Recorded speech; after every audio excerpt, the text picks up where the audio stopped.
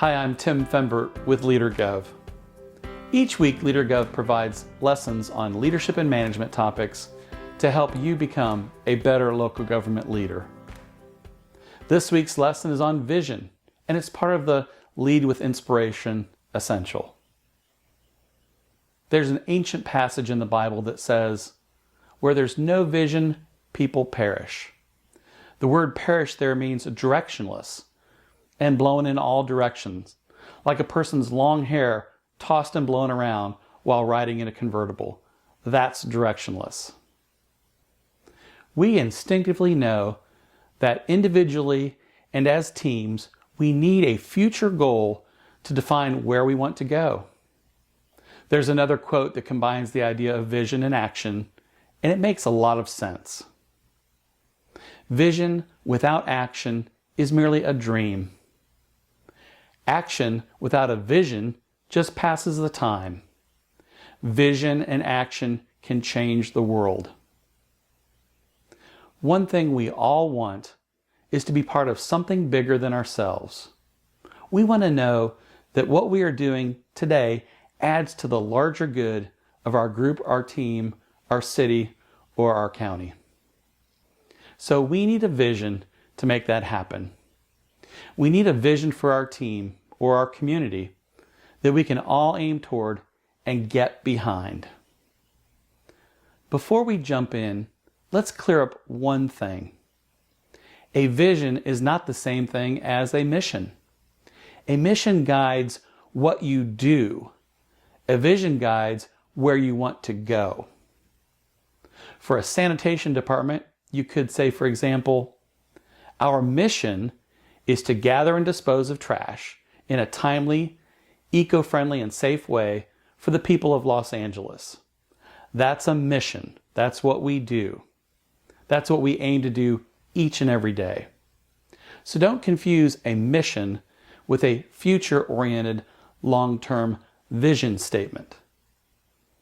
A great vision has several characteristics, and as you set a vision for your department, your city, or your county, be sure that your vision includes a future orientation, that it's far-reaching, large in scope, difficult to attain, and of course, it must be inspirational.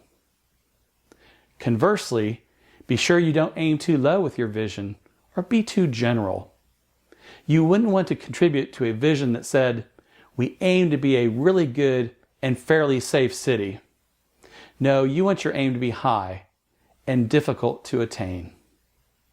Having a clear vision has many benefits, and here are just four. It expands the limits and assumptions about what can be done. It provides purpose for the organization. It drives the development of specific vision-supporting goals. And it unifies people. To create a vision, you and your team will need to have a certain perspective. You've got to be open to new ideas when creating a vision. Prioritize the big picture. Make the big picture the most important thing. Not finding faults, thinking on the level of a day-to-day project. Be adventurous. Now is the time to dream of what you want long-term. Speak out. Be bold as you all work together to create a vision. Don't hold anything back. Seek counsel. Talk to others and get their input. Don't think small or keep your vision process to the only way you usually think. Lastly, explore implications. Consider what making this vision a reality might mean. This will help you determine if what you're developing is for the ultimate good or not. Here are some examples of visions that may be helpful as you develop your own. Here's Habitat for Humanity's vision statement. We exist to create a world where everyone has a decent place to live. Here's one for a community development department. Our vision is to foster a unique and exquisitely designed community where everyone joins in and builds the community together. Here's an economic development department's vision. It's to foster an economically sound community where everyone can prosper. Here's a road maintenance department to ensure that everyone gets from point A to point B safely and quickly with no harm to their automobiles. So, to build your own vision, try to answer these questions. As a result of achieving our daily mission, we want to fill in the blank. Or you could say, our vision is to be a place where fill in the blank. Lastly, you could say, as a result of reaching all of our goals, we hope to then see the result fill in the blank. Now, we're going to hear from a local government leader about this important topic of vision. I'm going to confess that we don't have a vision, mission, and strategies here, vision, mission, and priorities. And I've intended to work with the council on that, and my best intentions never came to fruition because of COVID-19. So I'm not as organized in that regard. Having said that, I think that there is a clear vision that this city has. They talk about it. They always talk about safety and, really helping make sure families are here intact and successful and kids have things to do. There's a lot of, agreed upon visions.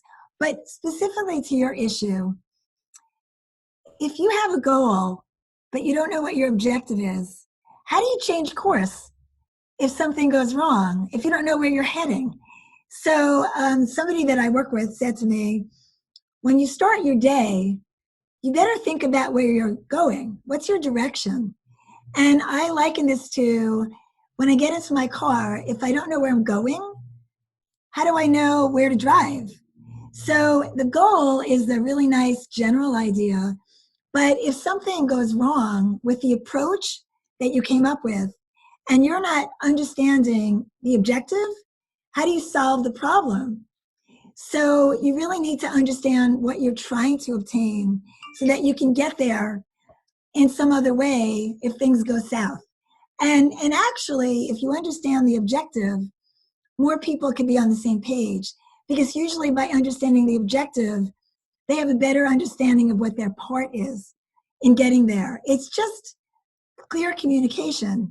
You're talking about it as goal and objective, but you could just think about it as, I just want my team to understand we're talking about this, but really it's to get us here, and we all need to be on the same page. So I would think about it as, if you don't know where you're heading, if you have, I'm going to drive today, I'm going to take a drive. My goal is to take a drive. Am I literally getting in the car and just driving anywhere, or am I heading to a destination? It's that simple. It's really not very complicated. Here are some things you can do to take action on this vision topic. First, for yourself. You may want to work with your team to create a vision for your city or county or department if you don't already have one. Or perhaps you have a vision. Perhaps after hearing this lesson, you may want to update it. Perhaps it needs to be more ambitious. So you may want to update the one that you already have.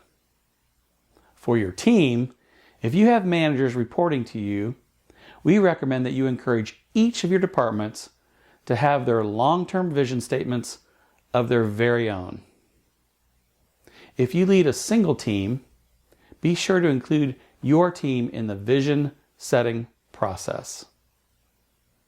Finally, individually, you may want to suggest to your team that they establish personal visions for themselves or their families.